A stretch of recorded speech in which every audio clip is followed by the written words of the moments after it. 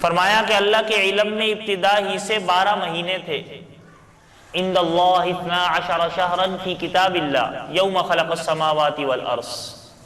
کہ جس دن سے زمین اور آسمان کی تخلیق اللہ تعالیٰ نے فرمائی، ارادہ فرمایا، تب سے اللہ تعالیٰ کے علم میں سال کے 12 مہینے تھے.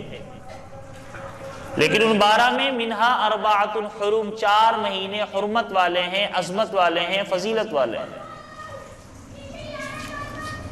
لیکن قرآن مجید فرقان حمید میں ان 4 مہینوں کو بیان نہیں کیا گیا کہ وہ 4 مہینے جو اللہ کے علم میں حرمت اور فضیلت والے ہیں وہ کون سے ہیں.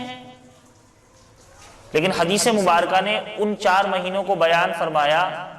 کہ وہ 4 مہینے ہیں ذوالقعدۃ و ذوالحجۃ و محرم و رجب مضر بین جمادی و شعبان، کہ وہ 4 مہینے یہ ہیں ذوالقعدہ، ذوالحجہ، محرم، 3 یہ لگاتار، اور ایک رجب، کہ یہ حرمت والے، فضیلت والے، عظمت والے، برکت والے مہینے ہیں. رمضان المبارک وہ تو تمام مہینوں کا سردار ہے، وہ تو سید الشہور ہے،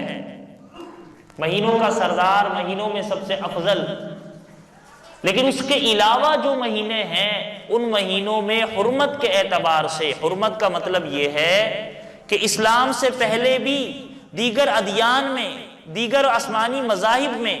جن مہینوں کی عزت اور احترام کیا جاتا تھا، خیال رکھا جاتا تھا، جن میں جنگ و جدل، لڑائی جھگڑا کرنا حرام تصور تھا، وہ یہ 4 مہینے تھے ذوالقعدہ، ذوالحجہ، محرم اور رجب. اور اسلام کے بعد، دین اسلام کے آغاز کے بعد، ان مہینوں کے جو لڑائی جھگڑے کی ممانعت تھی وہ ممانعت تو ختم ہو گئی کہ اب اگر دین اسلام کے خلاف کوئی آتا ہے، مسلمانوں کے خلاف کوئی جنگ کا ارادہ رکھتا ہے اور ان مہینوں کے اندر وہ آ جاتی ہے، وہ معاملہ، وہ جنگ، وہ جدال،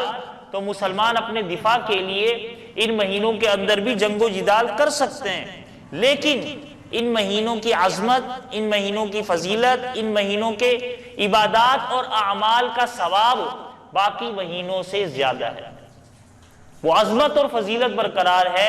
وہ قتل و قتال کی جو حرمت تھی وہ ختم ہو گئی. تو عظمت اور فضیلت کا تقاضا ہے کہ مہینہ اگر عظمت والا ہے، فضیلت والا ہے، تو اس مہینے کے اندر کوئی عمل بھی خصوصی ہو، کوئی ایسا عمل ہمیں حدیث مبارکہ میں ملے، جیسا کہ رمضان المبارک کا مہینہ ہے، عظمت اور فضیلت ہے تو اس کے روزے ہوتے ہیں، اس میں تراویح ہے، اس میں اعتکاف ہے. تو اسی طرح رجب المرجب کی عظمت اور فضیلت کس اعتبار سے؟ تو ہم جب احادیث مبارکہ کو کھنگالتے ہیں، دیکھتے ہیں، تو ہمیں احادیث مبارکہ میں اس بات کا تذکرہ ملتا ہے کہ آقا نامدار سرور دو عالم سید الانبیاء صلی اللہ تعالی علیہ وآلہ وسلم